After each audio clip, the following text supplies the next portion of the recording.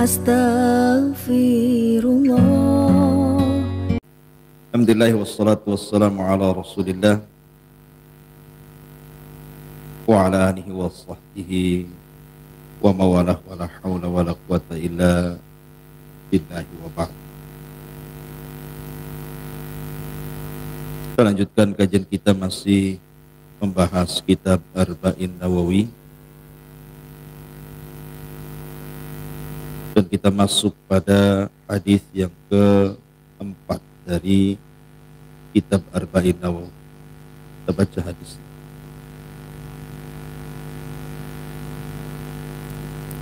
An Abdullah bin Mas'ud radhiyallahu anhu, inna an-nabiyya sallallahu alaihi wasallam qala inna ahadakum yujma'u khalquhu fi batni ummihi arba'ina yawman nutfatan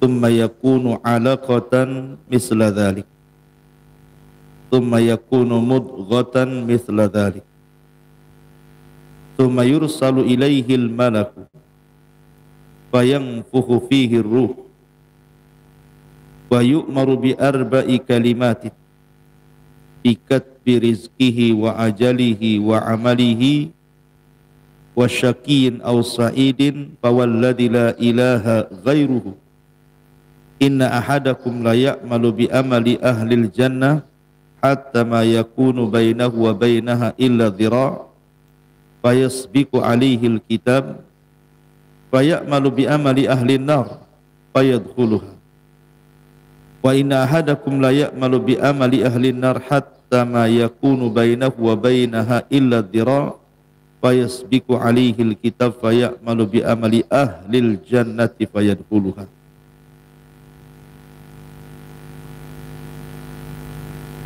Dari Abdullah ibn Mas'ud radhiyallahu an, dari Nabi sallallahu alaihi wasallam, dan di situ ada tambahan wa huwa shadiqul masduq.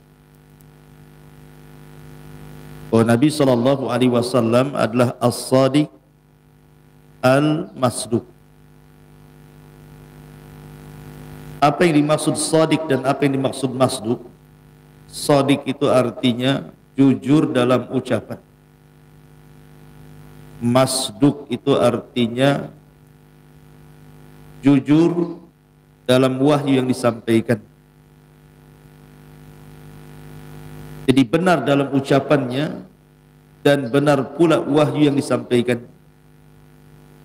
Makanya Ali radhiyallahu anhu mengatakan, wallahi tidaklah Nabi sallallahu alaihi wasallam kadzab wa la kudzib. Dia tidak berdusta dan dia tidak didustakan. Kalimat as-sadiq adalah keseharian Nabi sallallahu alaihi wasallam tidak berkata kecuali kejujuran. Disebut as-sadiq. Jadi kalau ngomong tidak pernah dusta itu disebut sadiq. Adapun masduq, bahwa wahyu yang disampaikan Jibril dari Allah Azza wa Jalla kepada Nabi sallallahu alaihi wasallam adalah masduq. Memang dibenarkan. Bukan karang-karang Nabi sallallahu alaihi wasallam. Karena Allah Subhanahu wa taala berfirman, "Wa ma yantiqu 'anil hawa in huwa illa wahyun yuha." Rasul tidak pernah menyampaikan wahyu itu dari hawa nafsunya. Tapi Rasul menyampaikan wahyu itu memang wahyu yang diwahyukan kepadanya. Kenapa di sini Abdullah ibn Mas'ud radhiyallahu an memulai dengan kata-kata as-sadiq al-masduq?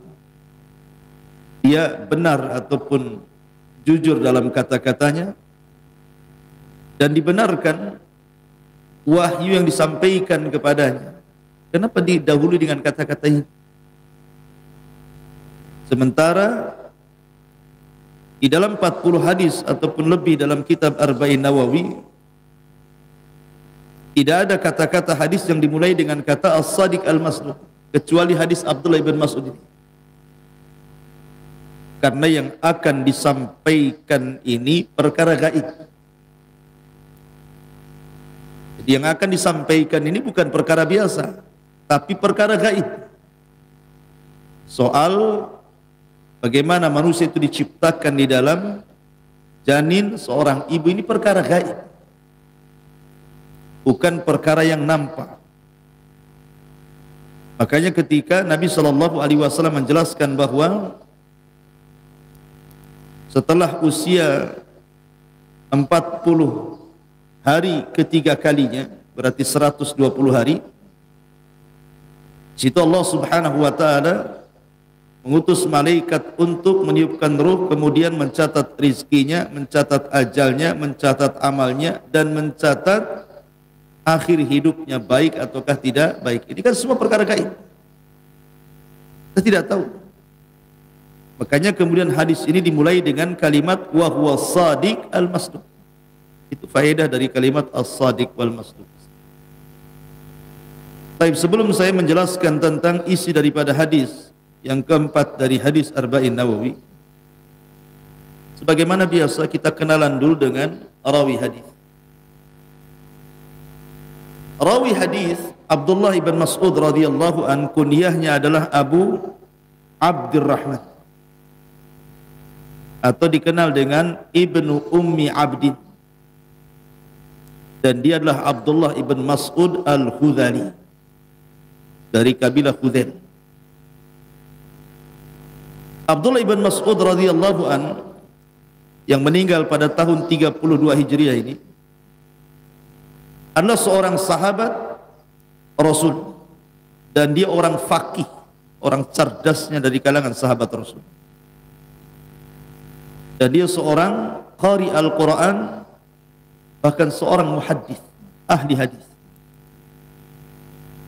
Karena dia salah satu daripada perawi hadis Nabi SAW, dan dia juga termasuk as-sabiquna fil Islam, orang yang mula-mula masuk Islam, tergolong dari 7 sahabat dari 6 sahabat yang sebelumnya sudah masuk Islam. Dia nomor urut ke-7-nya. Karena dia yang mengatakan sendiri bahwa aku adalah orang yang ke-7 setelah 6 para sahabat yang sebelumnya masuk Islam. Artinya betul-betul di as-sabiqunal awwalun. Kemudian juga dia adalah pembantu Rasul, suka membawa sendal Nabi dan suka membawa siwak Nabi. Jadi kalau safar, dia selalu membawa siwak Nabi. Kalau Nabi hendak bersiwak, diberikan siwaknya. Kalau Nabi hendak mencopot sandal, dicopotkan sandalnya. Kalau Rasul hendak memasang sandal, dipasangkan sandalnya. Dia adalah sahibu na'lai Nabi SAW, pemilik 2 sandal Rasul dan juga siwaknya. Dia termasuk sahabat yang melakukan hijrah 2 kali. Hijrah pertama ke Ethiopia Habasyah, yang bernaung di Raja Ashamat bin Afjur atau Raja Ethiopia. Kemudian yang kedua hijrah ke Madinah. Artinya memang betul-betul dia mengalami tekanan-tekanan dakwah sehingga harus hijrah ke Habasyah, Ethiopia. Dan dia orang yang salat kedua kiblat. Pertama kiblat ke Baitul Maqdis, kemudian dialihkan kiblat ke Baitullah Al-Haram. Dan hebatnya dia orang yang pertama kali menjaharkan qiraah Al-Quran setelah Nabi di Mekah. Tidak ada orang berani ngaji di depan orang kecuali Abdullah ibn Mas'ud di zaman itu, di awal-awal Islam setelah Rasul. Dan Abdullah ibn Mas'ud juga pernah menjadi qadhi di zaman Khalifah Umar bin Khattab radhiyallahu anhu di Kufah, dan beliau meninggal saat kekhilafan Utsman ibn Affan radhiyallahu. Sedikit saya akan menjelaskan biografi beliau. Abdullah ibn Mas'ud radhiyallahu anhu, sebab masuk Islamnya, jadi suatu ketika Nabi SAW dengan Abu Bakar ini sedang jalan-jalan. Rupanya berjumpalah Abdullah ibn Mas'ud yang ketika itu bekerja kepada seorang yang bernama Uqbah ibn Abi Mu'aid. Uqbah bin Abi Mu'aid itu orang paling celaka. Dialah yang meletakkan kotoran di pundak Rasul saat sujud. Lah Abdullah ibn Mas'ud ini bekerja kepada orang ini, Uqbah bin Abi Mu'aid. Di Nabi SAW dan Abu Bakar kemudian berjumpa dengan Abdullah bin Mas'ud yang sedang menggembala kambing. Jadi kata Nabi SAW, wahai Ummi Abdin, adakah kambing-kambing yang bisa diminum air susunya?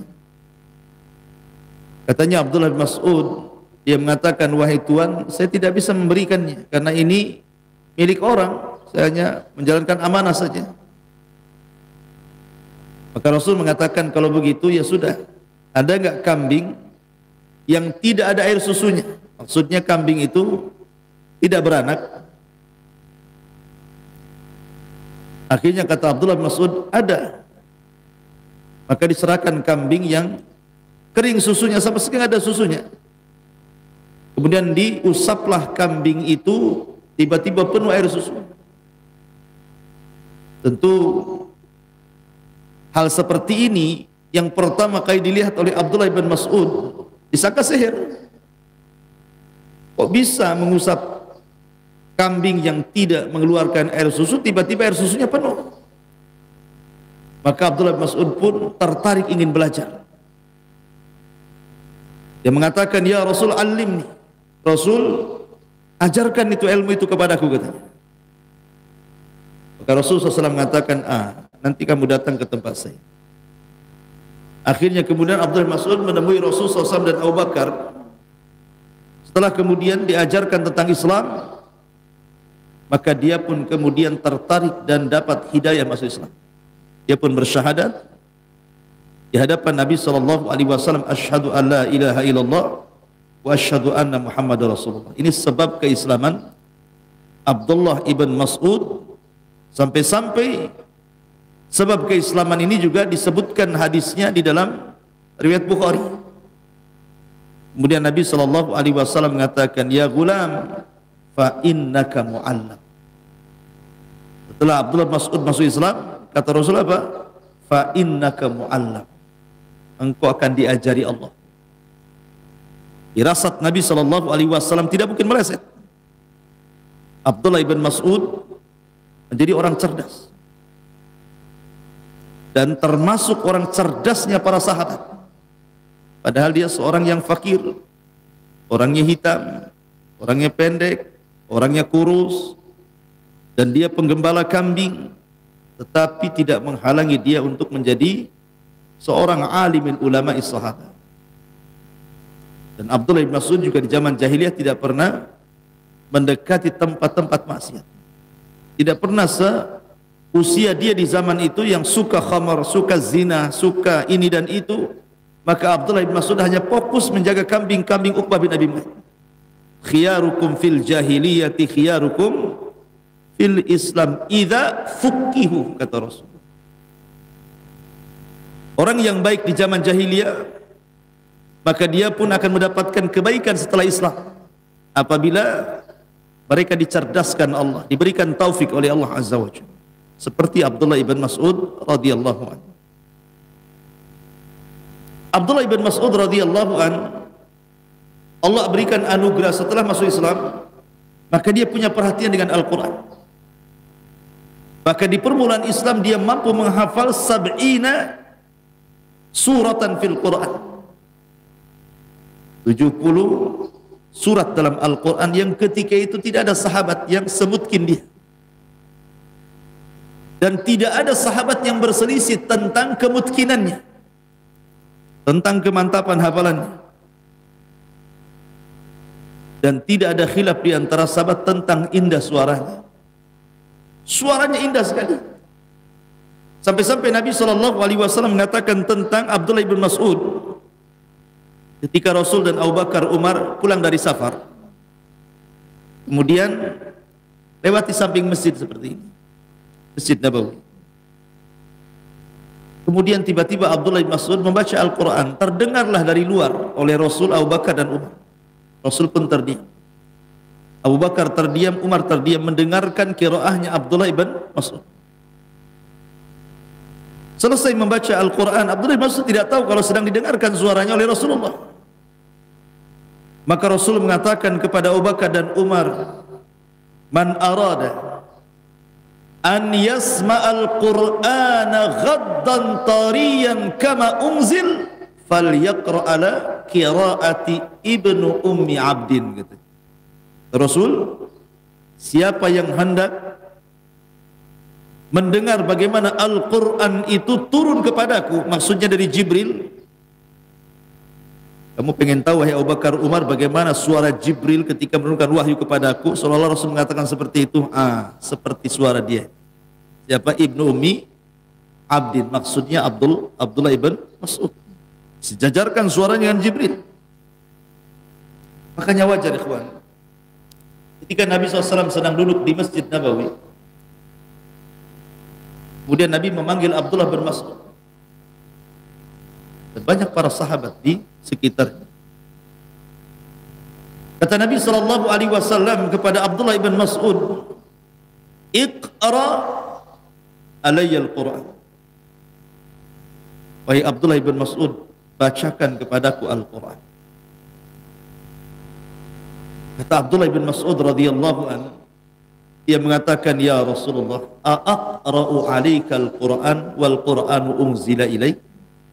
Rasul, gimana saya akan membacakan Quran sementara Quran kan diturunkan kepadamu? Dari sini kata para ulama, ada faedah tentang istihbab, sunnahnya kita meminta dibacakan Al-Quran, terutama orang yang memang indah suaranya, sebagaimana Rasul meminta kepada Abdullah bin Mas'ud untuk dibacakan Quran. Hebatnya Abdullah bin Mas'ud tidak membantah, tidak dengan kata-katanya dan mengatakan, "Ya Rasul, surat apa? Al-Baqarah kah, Al-Imran kah, An-Nisa kah?" Tidak. Selama Nabi SAW meminta baca Quran, maka dia tidak bertanya surat apa, langsung dibacakan. Dan dia membaca suratun Nisa sampai kepada ayat, "Fa kaifa idza ji'na min kulli ummatin bisyahid wa ji'na bika ala haula'i syahida." Bagaimana wahai Muhammad kalau seandainya kelak pada hari kiamat setiap umat akan didatangkan saksi kepada mereka, dan engkau akan aku jadikan saksi untuk mereka. Ketika kemudian sampai kepada surat ayat ini dalam surah An-Nisa, apa kata Rasul sallallahu alaihi wasallam? "Hasbuka hasbuka ya Ibnu Mas'ud." Cukup wahai Ibnu Mas'ud. Maka tiba-tiba Nabi SAW kemudian langsung menangis. Kemudian Abdullah bin Mas'ud melihat Nabi SAW menangis seperti air yang direbus. Air rebus, atau dengar kalau air yang direbus itu. Begitulah Nabi SAW menangis. Dari sini ada adab yang bagus sekali, ikhwan. Tangisan Nabi SAW ketika membaca Al-Quran. Muncul sebuah kaidah yang disebutkan para ulama bahwa hifdzul hudud afdal min hifdzil huruf. Jadi seseorang ketika membaca Al-Quran, dia paham isi daripada apa yang dibaca jauh lebih baik dibandingkan dia hafal hurufnya saja. Antum tahu kenapa Yahudi disesatkan? Dan Allah katakan ghairil maghdub, mereka dilaknat. Sebagaimana Nasrani zalim disesatkan karena muamalah mereka terhadap Taurat. Mereka hanya hafal huruf tapi tidak hafal hudud, tidak hafal isi di apa yang dibaca dalam huruf-huruf itu, sehingga melanggar batasan-batasan. Makanya belajar Al-Quran itu tidak hanya sekedar menghafal huruf-hurufnya saja, tapi kalau bisa dipahami tafsirnya. Karena Nabi SAW menangis di sini karena paham isinya, paham apa yang dimaksud Fakaifa idza ji'na min kulli ummatin bisyahid wa ji'na bika ala haula'i syahida. Rasul paham, makanya Rasul menangis. Dengan tangisan Rasulnya, makanya kemudian muncul sebuah kaidah para ulama bahwa menghafal Al-Quran dari segi hudud lebih baik dibandingkan menghafal Quran dari segi huruf. Baik, Abdullah bin Mas'ud radhiyallahu anhu, saking cintanya dengan Nabi sallallahu alaihi wasallam, sampai-sampai dia dikategorikan dari sahabat-sahabat yang diberikan rekomendasi Nabi untuk diambil Qur'annya. Rasul mengatakan, Iqra'ul Qur'an min arba'ah. Bacalah Al-Quran dari 4 orang. Dan Rasul menyebutnya urutan pertama Abdullah ibn Mas'ud, yang kedua Ubay ibn Ka'ab, yang ketiga Mu'ad ibn Jabal, yang keempat Salim Maula Abi Hudzaifah. Kata Rasul, ambil Al-Quran dari 4 orang. Abdullah ibn Mas'ud, Ubay ibn Ka'ab, Mu'ad ibn Jabal, Salim Maula Abi Hudzaifah. Abdullah ibn Mas'ud nomor urut pertama. Ya, karena Abdullah ibn Mas'ud sendiri adalah satu di antara sekian sahabat yang menjadi juru tulis wahyu. Sebagaimana Ubay bin Ka'ab punya catatan wahyu tersendiri, kemudian juga Salim Maula Abi Hudzaifah juga sama, Ali bin Abi Thalib, Muawiyah bin Abi Sufyan, mereka punya catatan mushaf tersendiri. Maka Abdullah bin Mas'ud pun punya catatan mushaf tersendiri. Bedanya dengan catatan mushaf yang lainnya, kalau yang lainnya hanya menulis sesuai dengan apa yang diturunkan kepada Rasul, ditulisnya umpamanya Al-Baqarah, ya ditulis Al-Baqarah, Al-Imran ya Al-Imran. Tapi kelebihan mushafnya Abdullah ibn Mas'ud dicantumkan dengan tafsir-tafsirnya. Makanya wajar kalau Abdullah ibn Mas'ud radhiyallahu anhu, sebagaimana riwayat Masruq ibn Ajda', beliau Abdullah ibn Mas'ud mengatakan, wallahi alladzi la ilaha ghairu ma unzilat suratun min kitabillah illa ana a'lam aina unzilat wala unzilat ayatun min kitabillah illa ana a'lam fima unzilat walau a'lama ahadan a'lam minni walau a'lamu ahadan a'lama minni fi kitabillahi azza wa jal tablughuhul ibilu la raqibtu ilaihi. Sampai dia mengatakan apa? Demi Allah, yang tidak ada Tuhan yang berhak disembah kecuali Dia, tidaklah satu surat diturunkan dari Al-Quran kecuali aku tahu di mana turunnya, letak turunnya di mana aku tahu. Apakah dia Makkiyah atau Madaniyah? Dan tidaklah satu ayat diturunkan dari Al-Quran kecuali aku tahu untuk siapa diturunkan Al-Quran itu. Jadi Abdullah bin Mas'ud tahu semua, di mana turun, untuk siapa turun, dalam masalah apa turun, dalam kasus apa turun, dia semua tahu. Sampai-sampai dia mengatakan, kalaulah saya mengetahui a'lamu ahadan, satu orang dari sahabat Rasul yang lebih paham dari aku mungkin dalam beberapa surat atau ayat, dan itu bisa ditempuh dengan mengendarai unta, la raqibtu ilaih, aku pun akan datang kepadanya. Artinya apa? Pengen belajar gitu. Kalau ada orang yang lebih alim, aku datang kepada dia. Tapi sahabat paham, tidak ada orang yang lebih alim dalam Al-Quran kecuali Abdullah ibn Mas'ud. Makanya wajar kalau umpamanya Umar sangat mencintai Abdullah bin Mas'ud, jadikan qadhi di zamannya di Kufah, dan dijadikan rujukan oleh Utsman ibn Affan di kekhilafahannya. Ma'asyiral muslimin yang dimuliakan Allah Azza wa Jalla, Abdullah ibn Mas'ud sekali lagi nasabnya adalah dia adalah Abu Abdurrahman Abdullah ibn Mas'ud radhiyallahu an, dan asal kabilahnya adalah Bani Sa'ad ibn Khuzaim. Asal kabilahnya adalah Sa'ad ibn Khuzaim, Bani Sa'ad ibn Khuzaim. Dan dia kabilah yang ada yang ma'ruf di kota Mekah. Abdullah ibn Mas'ud memang hidup di lingkungan keluarga yang luar biasa, karena dia tidak pernah maksiat di zaman itu. Walaupun dia seorang penggembala kambing, tapi dia tidak mengikuti ajakan-ajakan kawan-kawannya. Dan dia pun menikah dengan seorang yang bernama Hafidah Abdi, Hafidatu cucu daripada min Hafidati Abdi ibnil Harith. Oh, namanya Hafidah Abdi ibnil Harith.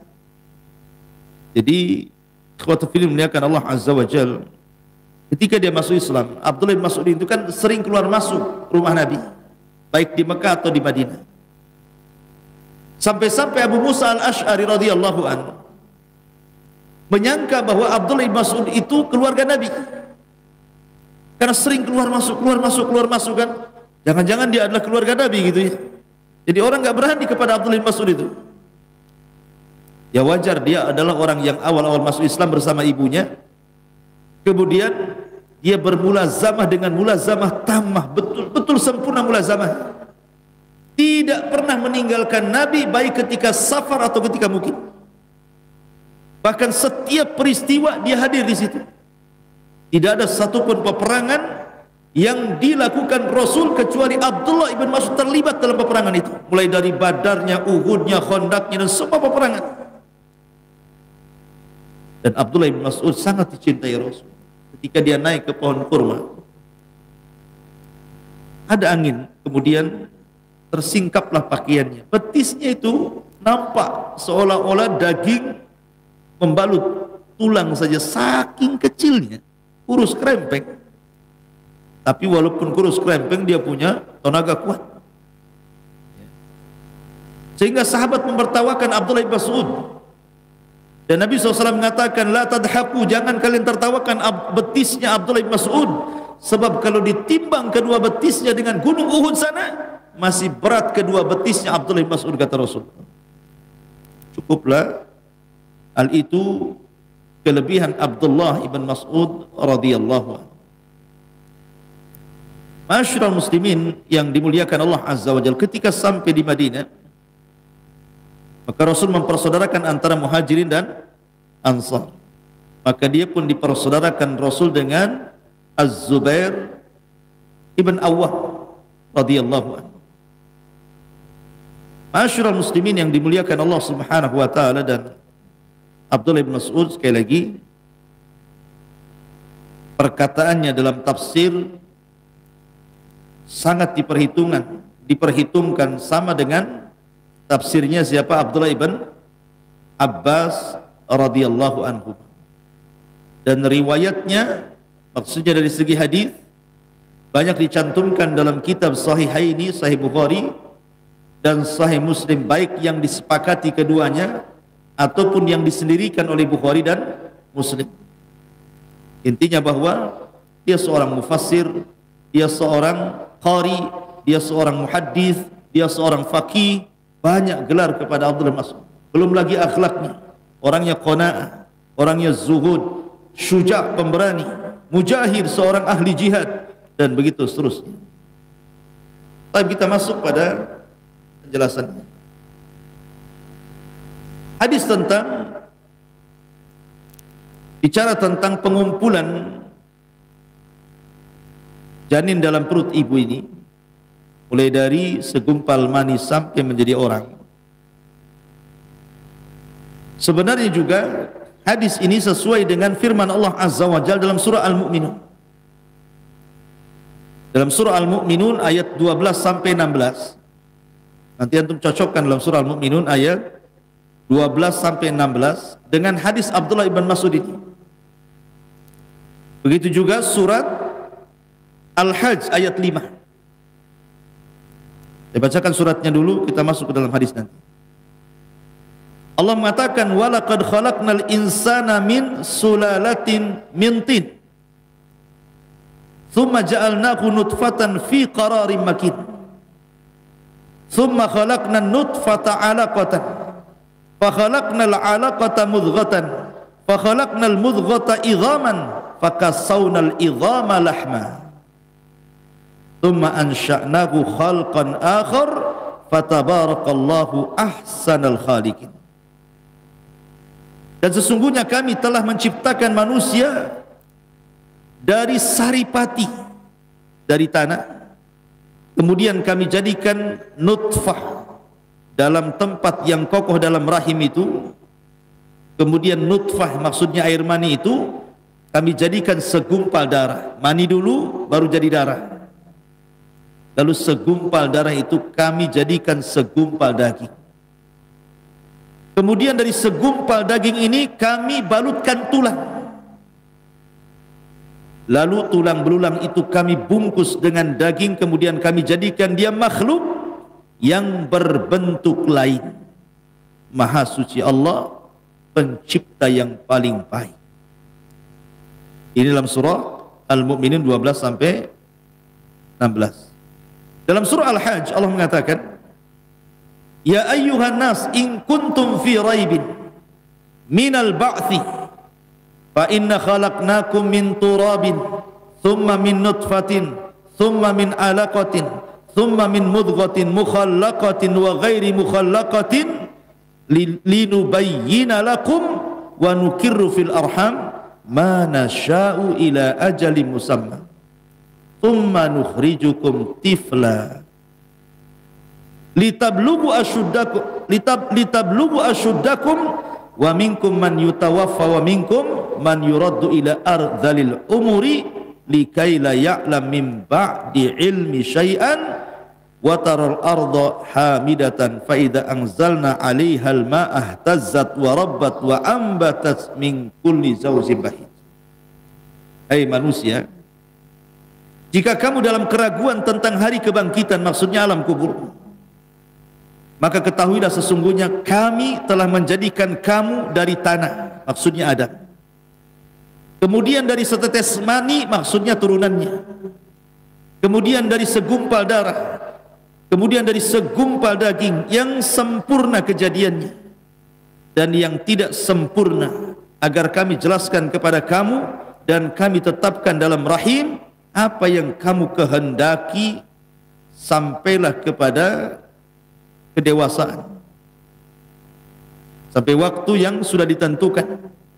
Kemudian kami keluarkan kamu sebagai bayi, kemudian dengan berangsur-angsur kami jadi dewasa, dan di antara kamu ada yang diwafatkan cepat dan ada pula di antara kamu yang dipanjangkan umurnya sampai pikun, supaya dia tidak mengetahui lagi sesuatu apapun yang dahulunya telah diketahuinya. Dan kamu lihat bumi ini kering, kemudian apabila telah kami turunkan air di atasnya, hiduplah bumi dan suburlah bumi dan menumbuhkan berbagai macam tumbuh-tumbuhan yang indah. Baik. Ini Quran ayat 5 dari surah Al-Hajj dan Al-Mu'minun 12 sampai 16. Kita cocokkan dengan hadis Nabi SAW, hadis Abdullah bin Mas'ud. Inna ahadakum, sesungguhnya salah seorang di antara kalian, yujma' khalquhu, dikumpulkan penciptaannya, fi batni ummihi, di perut ibunya, arba'ina yauman nutfah, 40 hari menjadi segumpal mani. Nutfah itu artinya mani. Tentu proses terciptanya manusia itu karena berjumpanya sperma laki-laki dan perempuan, kan itu. Baru kemudian membuahi dan disebut nutfah, diletakkan di rahim seorang wanita. Nah, selama 40 hari menjadi segumpal air mani itu, thumma yakunu 'alaqatan mithla dzalik, kemudian baru berubah menjadi segumpal darah. Kemudian dari segumpal darah itu kemudian thumma yakunu mudghatan misla dzalik. Maka menjadi segumpal daging, segumpal mani 40 hari, berubah segumpal darah 40 hari berikutnya, berubah segumpal daging 40 hari berikutnya. Jadi nampak bentuk manusia itu selama 120 hari. 40 jadi 120 hari baru nampak tuh. Di situ Allah balut daging dengan tulang. Dari sini baru manusia mengetahui mana laki-laki, mana perempuan. Ketika seseorang mengetahui mana laki-laki, mana perempuan, seperti dokter-dokter kandungan itu kan ada USG itu. Nampak ya laki-laki perempuan. Lah ini bukan perkara gaib. Mengetahui ini laki-laki, ini perempuan, ini bukan perkara gaib. Tetapi ini pun ketahuannya setelah 120 hari. Kalau sebelum 120 hari semua gaib, tidak ada yang tahu. Ini laki-laki, ini perempuan, ini segumpal mani, mana tahu ini laki-laki, ini perempuan. Segumpal darah, mana tahu ini laki-laki, perempuan. Baru setelah dibalut daging dan tulang, setelah 120 hari, baru ketahuan laki-laki, perempuan. Berarti 120 hari sebelumnya perkara gaib. Tidak ada yang tahu.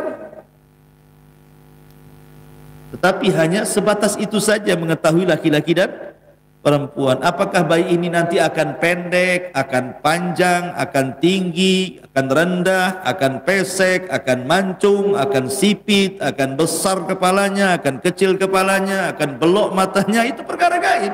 Tak tahu. Cuma nampak laki-laki. Itu saja. Adapun setelah brojol dia jadi tinggi, jadi rendah, tidak tahu, mana yang tahu. Nggak ada ceritanya dokter kandungan. Belum dipesek nih Pak. Dari mana tahunya pesek? Ini pendek nanti ini kayak. Ini kayaknya hitam.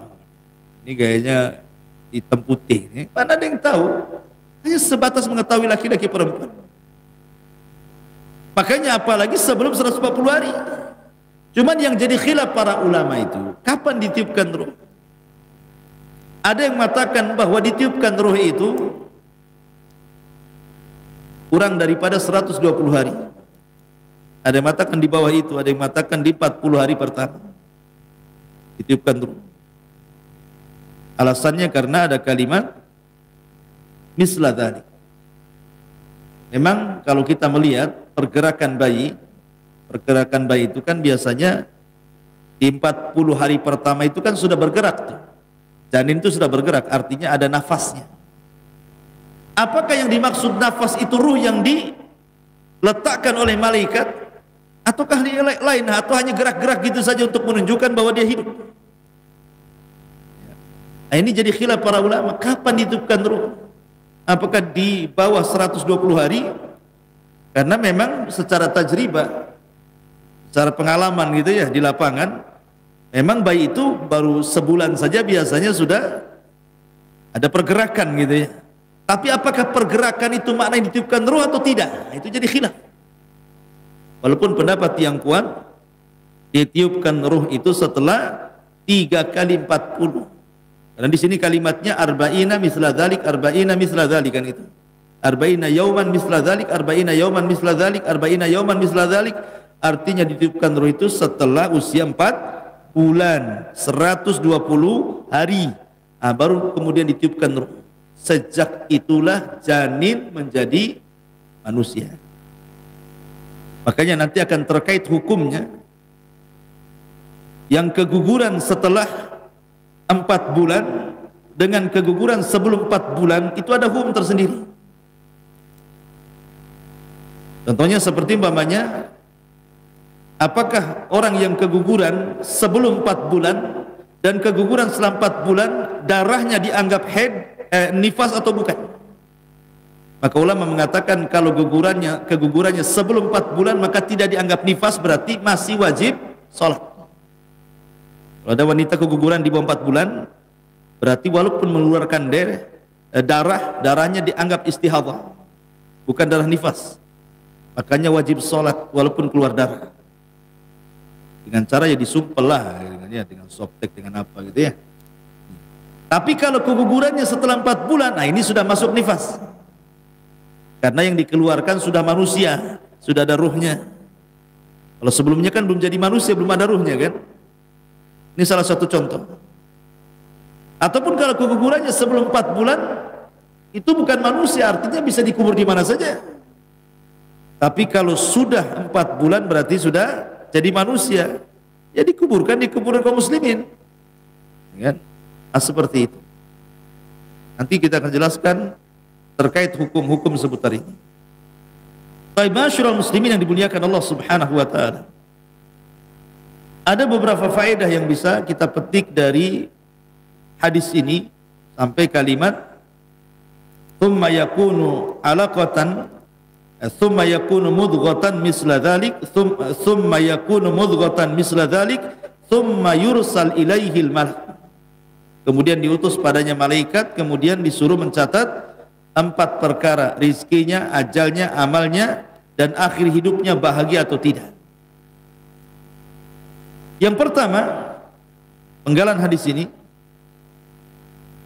bahwa manusia itu ketika di rahim orang tua, saat Allah menciptakan kita, itu ada 3 marhalah.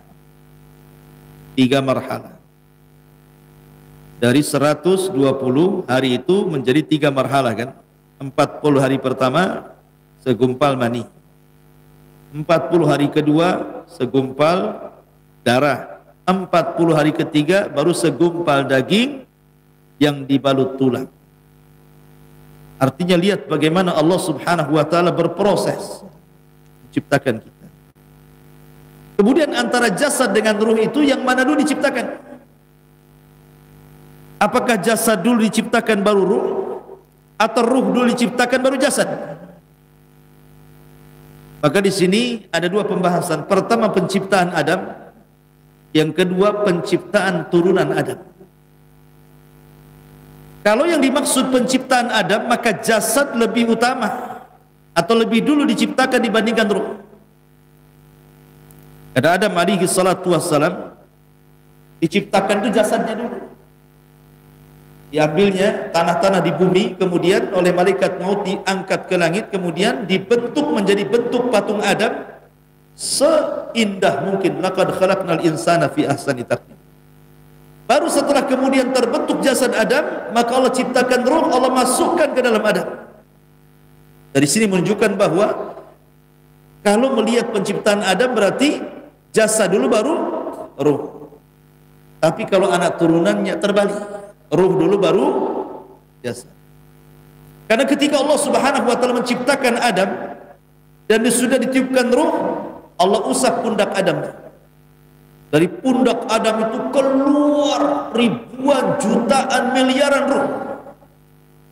Dan itu akan jadi anak cucunya kelak. Jadi usap oleh Allah punggungnya, keluar semua ruh yang akan menjadi anak cucu Adam.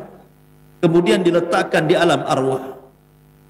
Kemudian Allah mengikat perjanjian ruh-ruh di alam arwah. Alastu bi rabbikum qalu bala. Bukankah aku Rabb kalian? Mereka mengatakan ya. Kau Rabb kami, kata orang-orang ruh-ruh yang ada di dalam arwah itu. Baru setelah itu Allah ciptakan satu persatu jasad dari turunan Adam sampai kepada antum. Setiap Allah ciptakan jasad, ruhnya sudah ada, dikirim malaikat maut, dimasukkan, dan begitu seterusnya. Artinya di sini bahwa kalau terkait dengan Adam berarti jasad dulu baru ruh, gitu ya. Kalau terkait dengan kita anak turunannya berarti ruh dulu baru jasad. Itu penciptaannya seperti itu. Kemudian dalam hadis ini juga bahwa ada malaikat-malaikat yang Allah tugaskan memang memasukkan ruh ke dalam jasad-jasad manusia. Kecuali kalau memang orang yang akan dilahirkan ini orang yang mulia, maka yang mengirim ruh juga bukan malaikat biasa. Siapa? Jibril. Seperti kisah Isa bin Maryam, ketika Maryam keluar dari mihrabnya kemudian hendak buang hajat, tiba-tiba dihadang oleh seorang laki-laki tampan. Rupanya laki-laki tampan itu siapa? Jibril. Kemudian Jibril mengatakan, Saya ini utusan Allah untuk meletakkan ruh anakmu dalam rahim. Jadi terkadang tidak semua ruh itu dibawa oleh malakul ruh kan itu ya. Tapi lihat dulu ini jasad ini kalau memang akan terlahir menjadi orang besar, orang mulia, maka Jibril turun tangan menunjukkan bahwa Jibril bukan hanya sekedar diamanahi muwakkal bil wahyi, memang ditugaskan untuk menyampaikan wahyu, tapi ada tugas-tugas yang lainnya. Salah satunya adalah menyampaikan ruh kepada orang yang akan diistimewakan Allah, seperti memasukkan ruh Isa ibnu Maryam kepada rahim Maryam. Ini juga faedah yang disebutkan. Saya sudah jam 6:07 dan besok depannya lagi lah. Subhanallah bihamdika asyhadu an la ilaha illa anta astaghfiruka wa atubu ilaik. Allahu ta'ala alam. Assalamualaikum warahmatullahi wabarakatuh.